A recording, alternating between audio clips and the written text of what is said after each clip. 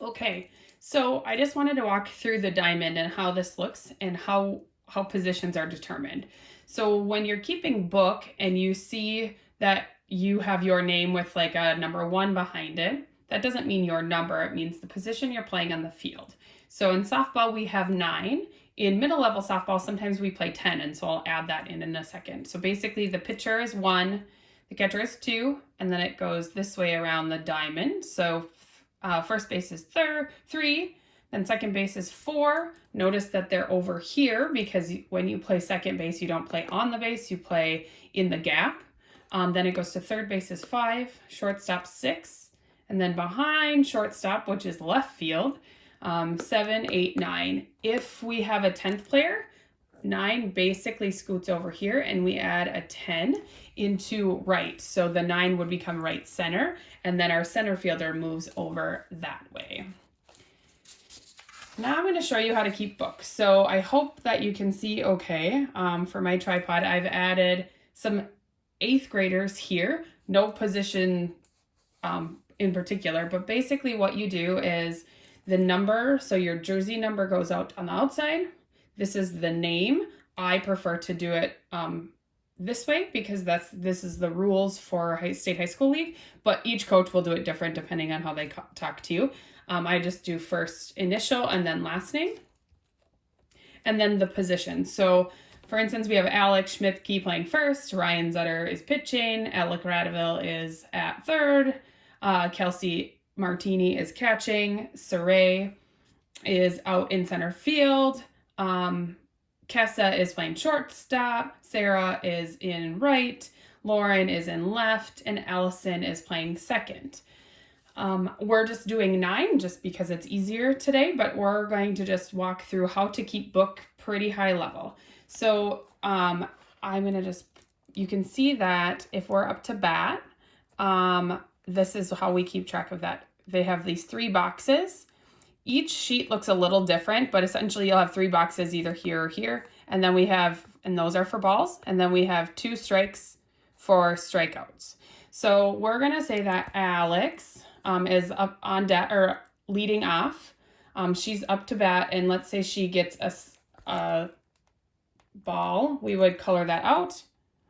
She has a strike on her. We would color that out. And let's say she gets a hit. So she goes to first base so that she would get a single. And what I would do is just color her here, right?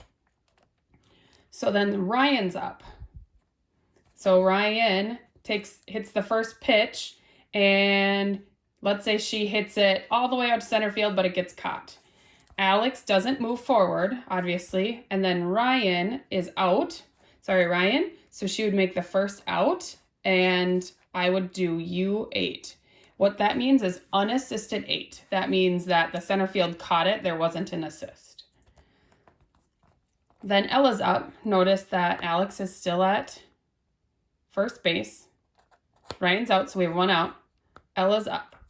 So Ella is going to take the first pitch because I gave Alex, or Coach Harshig, someone gave Alex the steal sign. So Ella's going to get a ball. We'll say it was a ball. And then Alex is going to move up to second base because she stole and she didn't get out. So now we have a runner on second. Ella's still up to bat. I'm going to say that Ella gets a double.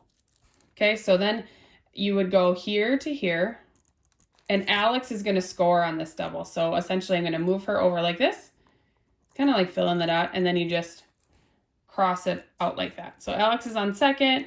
Kelsey's up. Sorry, Kels, we're going to have you strike out today. So we're going to say that she gets a full count, but she unfortunately strikes out.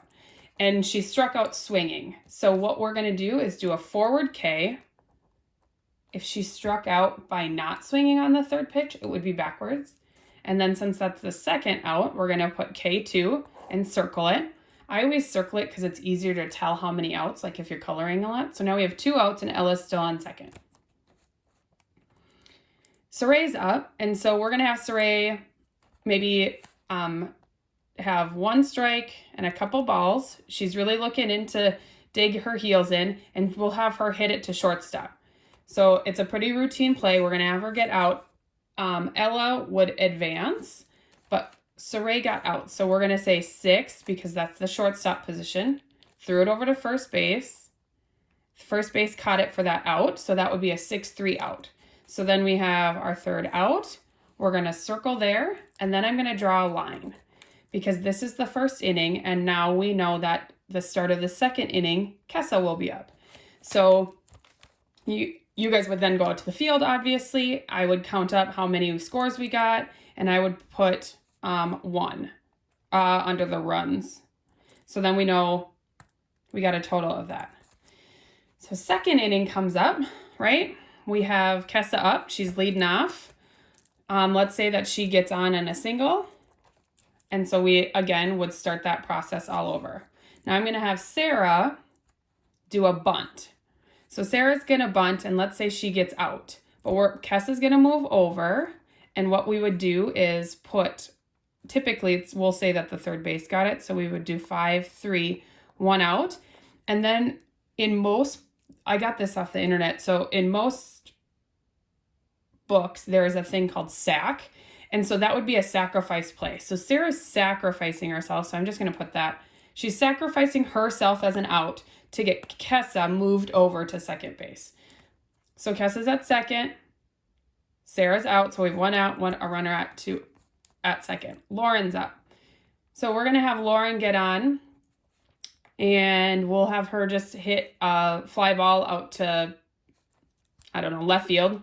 And they didn't catch it. I like to mark a little X kind of where it went if she got on that way, because it gives us a good idea of just kind of where she hit last time as we're working on things throughout the season. So we'll have Lauren get on first, and then we're going to have Kessa move over to third base. So now Allison's up, and Allison is going to do what's called a fake bunt. So we would have her fake bunt, and the reason for this is we want the crew, the team in the field, to make a choice, and hopefully we can get Lauren to second base and potentially Kessa scoring. But at the very least, we want to get 2 runners in second base. So usually when it's a first and third situation, most of the time, especially in middle level, we're going to steal from first to second. So Lauren would go to second. Allison's going to take a strike because it's a fake bunt. She's going to take a strike. So now we have runners on second and third. We're going to say that Allison hits a great hit into right field. She's going to get a double on it, and then both Kessa scores and Lauren scores. We have 1 out and a runner on second. So then what happens is we're going to come all the way back up to here because we're still in the second inning, and Alex is going to be up. So we have 1 out, 2 runners scored this inning. We have a runner on second base.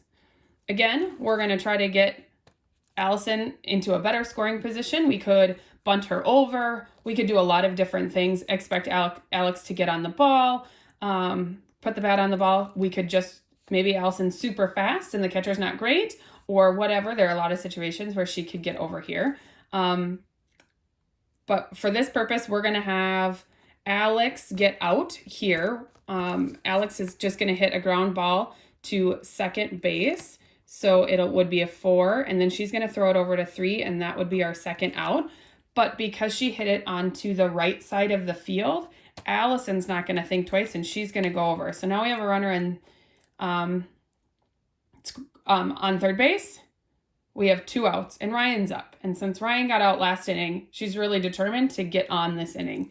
So we're going to have her get up on a fly ball, a drop, and then she's going to get a single. Alex is out here, and then Allison would score.